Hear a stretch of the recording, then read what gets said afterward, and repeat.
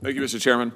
Madam Secretary, last fall, the parents and students at Jana Elementary in the greater St. Louis area, Florissant, Missouri, the Hazelwood School District, learned that their school was potentially contaminated by radioactive waste dating back to the Manhattan Project, as verified by independent third-party testing. This was in October of last year. The school was subsequently shut down.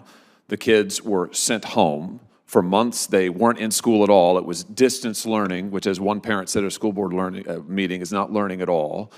Then they were bused to other school districts, which is currently happening now. The school is still closed. The kids have been given no permanent reassignments. They're being bused to all of these different districts. There's been no cleanup of the site whatsoever. The parents and the school board have repeatedly asked for testing by the United States government and cleanup. They have written to the Department of Energy. They have written to the Army Corps of Engineers. I have written to these agencies. I've written to the President multiple times asking for a government response to this government contamination. I asked your Deputy Secretary about this in February. He had no answers. I asked the Assistant Secretary last month. She had no answers. So I'm going to try you now that you're here. I assume you're briefed on this issue. Let's just start with this. On January 23rd, the school board wrote to your department and requested a site eligibility evaluation of all school district properties. Have you responded to them?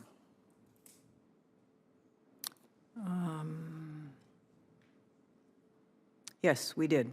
And what did you say? We responded. First, let me just say, totally understand the significance of the parents' concerns here. Obviously, we don't want any school children to be going to school where there may be a risk of radiation.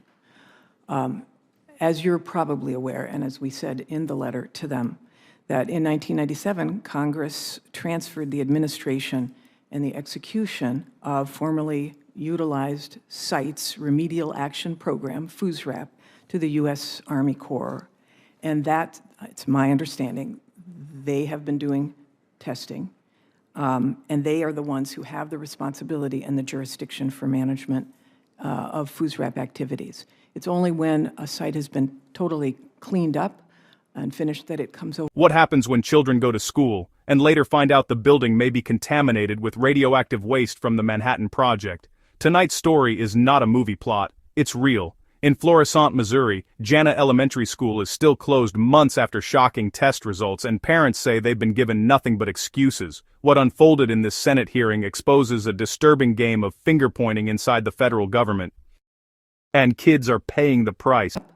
And finished that it comes over to our environmental management. The Army Corps, as I'm sure you're aware, says the opposite. They have directed the school district to your agency. They have said, which is why the school board wrote to you on January 23rd. The Army Corps said they needed additional authorization from the Department of Energy, which is why they wrote to you.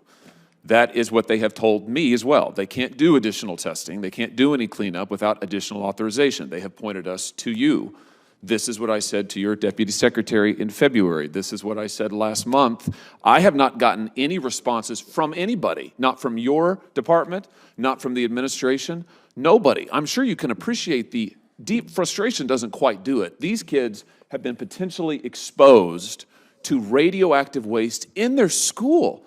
The testing found it in the dust particles in the school itself, and now they can't go to school, and for months now, they have gotten complete runaround from this administration. The Army Corps says it's DOE's fault. DOE says, oh, it's the Army Corps' fault.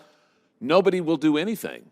So what are you going to do? Well, I'm going to follow up with the Army Corps because it's my understanding that they understood that it's in their jurisdiction, and if you're telling me something different, then I have to go back and follow up. So, well, what are you going to do for the kids to get this school reopened? Will you designate it as a new FUSRAP site? You could designate the school under the Memorandum of Understanding. You can designate the school and the school district as a FUSRAP site. Will you do that? Let me go back and check if I can, because it's my understanding it was not under our jurisdiction. It would not be until all cleanup is done.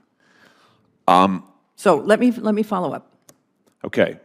It is April. This happened in October. Mm-hmm.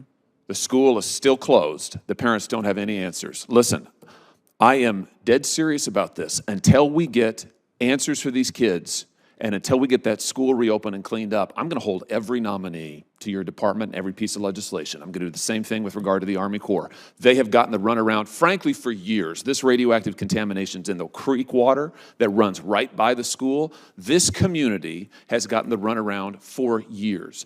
And just because it's a community of working people and doesn't have big class donors who give big money to politicians doesn't mean they can be ignored. And they have been ignored for literally decades. And now they've been ignored for months. And I'm not going to stand for it. So I'll stand in the way of anything and everything I have to until we get solutions and results. So you come back to me as soon as you can. But until we get some results here, I'm going to stand in the way until these kids get answers. Thank you, Mr. Chairman.